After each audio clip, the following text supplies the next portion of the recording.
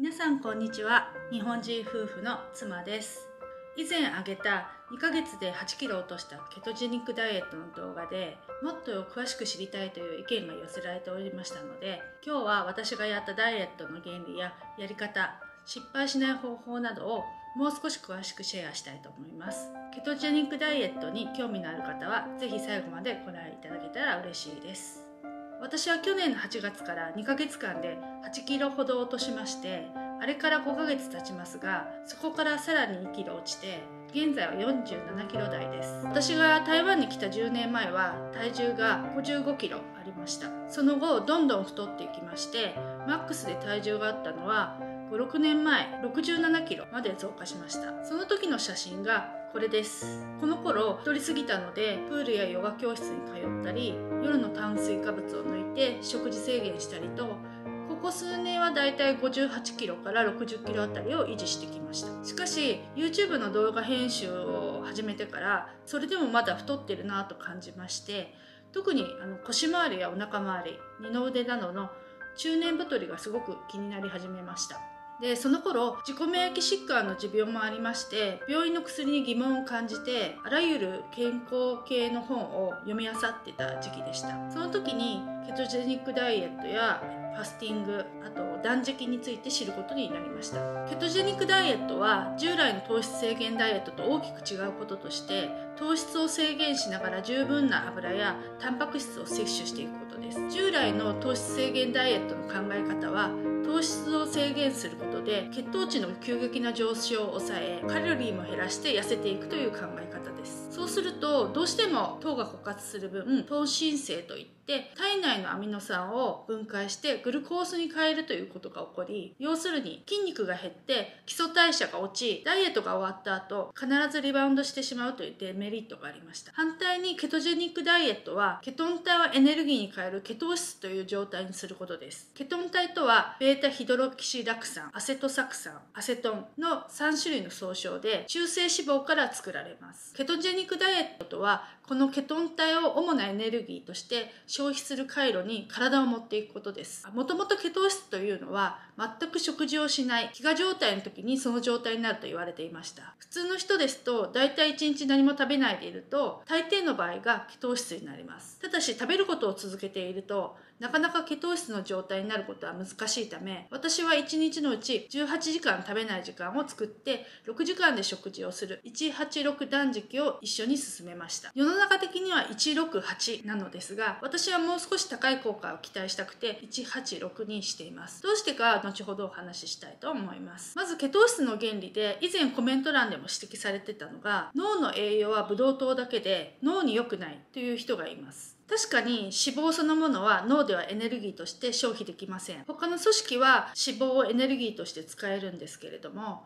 唯一脳だけは脂肪のままでは使えないので、昔は糖質制限は脳に悪いという学者もいました。しかしすでに50年以上も前に研究で脳はもっとハイブリッドにできているということが分かっています。それは脂肪を肝臓でケトン体に変更したものを脳は消費できるということが分かっています。脂肪は油に溶けますが水に溶けません。ですので血中に脂肪が増えますと血液がドロドロになって血栓ができやすくなり良くないわけですが、ケトン体に変更されますとこのケトン体は水溶性ですので、血液中に増えてもそれが問題なく流れてそのケトン体が脳に行く。要するにその血中から流れてきたケトン体を脳が使ってエネルギーにすることができるということです。ケトン体には様々な作用がありまして、炎症を抑えたり、がんを防いだり、あるいはアレルギーを減らしたりする作用が知られています。ですのでケトーシスになることを怖がることはありません。前置きが長くなりましたが、ケトジェニックの原理を知っていただいたと思うので、具体的にどのようなスケジュールで1日を過ごしてどのような食材や機材を使っていたかご紹介します。まず円グラフを見てください。これは私の大まかな1日の流れです。朝8時に起きてまず飲むのは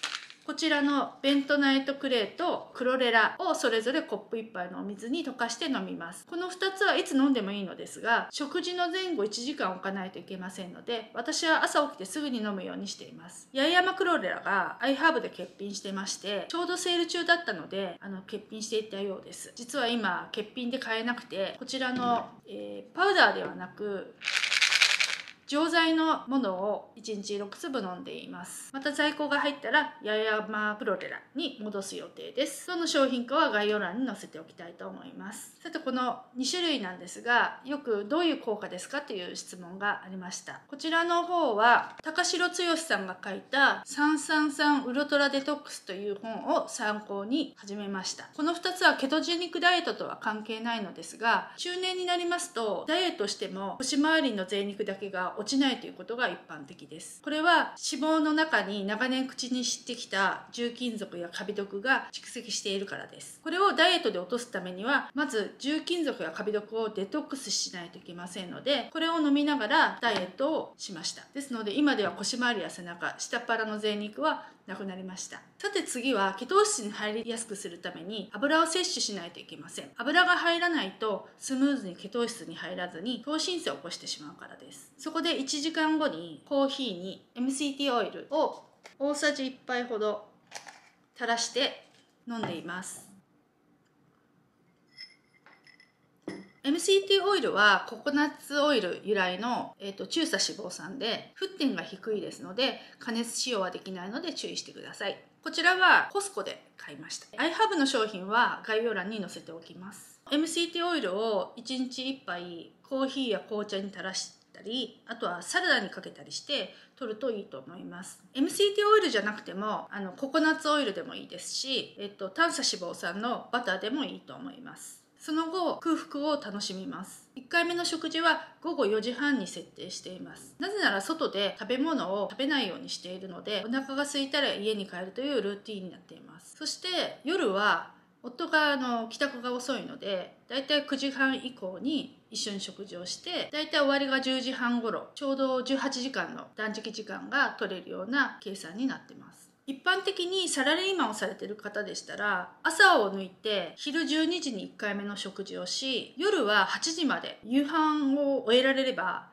168断食ができます。ですのでこの断食はあまり難しいことではありません。しっかりお腹が減って飢餓状態を作るためには最低12時間は食事をしない時間を作る必要があります。その上で若返り遺伝子と言われるサーチュイン遺伝子が働き始めるので、食べない時間が長くなればなるほどこの遺伝子が働きます。また食べない状態が16時間以上続くとオートファジーが働きます。これは人体の古くなった細胞を内側から新しく生まれ変わらせる仕組みです。自食作用とも呼ばれていて、壊れた細胞を自分の体が勝手に修復し始めます。このオートファジーは日本人の大隈良則名誉教授が2016年にノーベル医学生理学賞を受賞した研究成果で、飢餓状態になった時にこのオートファジーが活性化し、食べないことでしか誘発できないのだそうです。ですから空腹こそ一番の若返りですので、ぜひダイエットと一緒に実践すると効果がより高くなると思います。さてまたケトジェニックダイエットの話に戻ります。私の1回目の食事はだいたい4時半から6時の間にプロテインを1杯飲んでました。プロテインは味のないもので、ホエイのものですね、乳製のもので、なおかつアイソレート、精製度の高い商品を選ぶようにしています。今飲んでるのはこちらのレイクアベニューのですね、ホエイプロテインですね。プロバイオティクスが少し入ってるタイプのものになっています。これをこういった、純正のココアとかですね、あとは豆乳ヨーグルトを混ぜたり、甘みが欲しい時、こちらのイヌリンを入れて甘いもの欲を抑えていました。イヌリンは玉ねぎやごぼう、ニンニク、バナナなどに含まれている天然の水溶性食物繊維です。イヌリンはプレバイオティクスというもので、お腹の中の腸内細菌の餌になったり、ビフィズス菌などの善玉菌を増やしたり、便の量が増してお通じがスムーズになる効果があります。どうしてもご飯や麺などの糖質を抑えると食物繊維が減りますので、こちらのイヌリンをよく使っています。イヌリンはほのかに甘みがありまして、加熱しても変質しないので、これを砂糖代わりにしてチーズケーキとかガトーショコラを作ることもあります。イヌリンは糖質ゼロで虫歯にもなりませんのでおすすめです。もし外出していてプロテインが飲めない場合は、事前にゆで卵を2個持参したり、自家製の鶏ハムを持参したりして食べるようにしていました。そして夕飯の前にお風呂に入りますが、必ずその前に体重測定します。1日1回必ず決まった時間に体重計に乗って体脂肪率や筋肉量をチェックします。朝起きがけに体重を測るのはおすすめしません。なぜなら長い時間寝ていたので、きちんとした体脂肪率が測れないからです。おすすめは食事の前後2時間で裸で測れる状態がベストです。ですのでお風呂の前がちょうどいいと思います。私はオムロンのこちらの Bluetooth が搭載された体重計をダイエットの時に買いました。品番は概要欄に載せておきます。さて夕飯ですが、最初の1週間は糖質を限りなくゼロにします。どうしてかというと、早くケトーシス状態に入るためです。量の制限はなく、しっかりお腹いっぱい食べれるので、ストレスは少なく継続できました。ケトーシスに入ったかどうか知るために、私はこちらの尿で測れる、試験紙、それと血液でしっかり精度よく測れる機械を買いました。なぜなら1ヶ月以上ケトーシスが続きますと、尿では判別できなくなってくるからです。ですので 2,3 日に一度は尿で検査し、1週間から2週間に1回は検査キットを使うといいと思います。ケトーシスにスムーズに入ったら2週間目から少し糖質を増やしても問題ありません。だいたい1日に 20g から 50g までの糖質は大丈夫です。例えばじゃがいもや人参、さつまいもなどのでんぷん質の野菜や、ちょっとまこちゃんが泣いてたので連れてきました。何の話だっけ。1日に 20g から 50g までの糖質は大丈夫です。私の場合はこれを調味料や自然な甘み、例えばじゃがいもや人参、さつまいもなどのでんぷん質の根菜類や果糖の少ない果物で摂取して、甘い飲み物やご飯、パスタ、パン、麺類は2ヶ月間一度も口にしませんでした。ケトジェニックダイエットを成功させるには、十分なタンパク質と脂質を摂ることを何度も言っています。まずタンパク質ですが、1日に必要な量は最低でも体重 ×1g、ベストは 2g です。58キロだった私ですと 58g から 120g ほど必要ということです。よくお肉を 100g 食べたから OK と思っている人がいますが、それでは足りません。こちらの表をご覧ください。タンパク質を 100g、牛もも肉で取ろうとしたら 500g 取らないといけません。卵でしたら8個ほどです。また脂質も十分取らないといけないです。脂質を十分に取らないと、何度も言ってますが、糖浸性を起こして大切な筋肉が減ってしまい、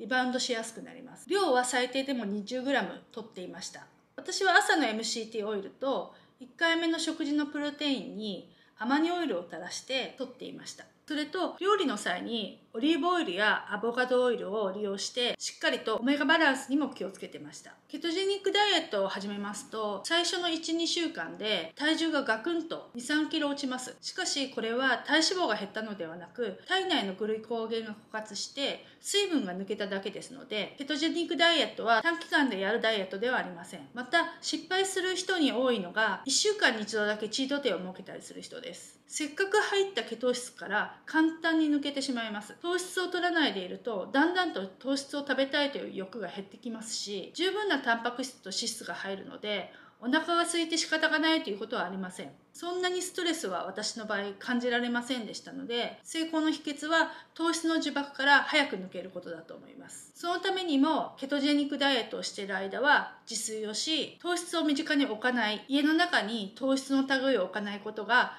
最も簡単に続けられる方法です。また失敗する人に多いのが、カロリー神話が抜けないために脂質やタンパク質を摂ることを怖がる人です。体重を一気に落としてしまいますと、人間には恒常性機能ホメオスタシスが働き、元に戻ろうとしますので、理想は1ヶ月 5% までの体重減少です。私のようにそれ以上減らしてしまったとしても、ダイエット終了後3ヶ月間は同じ生活スタイルを維持できれば、その後リバウンドすることはほとんどありません。私の場合は10月にダイエットを終了してからも緩く糖質制限を続けていて、プロテインや MCT オイルを今でも摂取しています。186断食もずっと継続しています。ですので、たまに3食しっかり大食いしてしまうような一日があったとしても、すでに恒常性が働いているので簡単に太るということがありませんし、むしろ今ではいくらお腹いっぱい食べても太ることがありません。これからはもっとケトジェニックダイエットに向く簡単料理とかを動画内でもシェアしていきたいと思っておりますので、もし興味のある方はぜひチャンネル登録とグッドボタン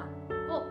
お願い願いします。私のやったケトジェニックダイエットと186断食はこのような感じなんですが、いかがだったでしょうか。ダイエットに終わりはありません。何か疑問や質問がありましたら、またコメント欄に寄せてください。返信が遅くなってしまうことも多いんですが、なるべく質問には答えていきますので、ぜひコメント欄もチェックしてみてください。ではまた。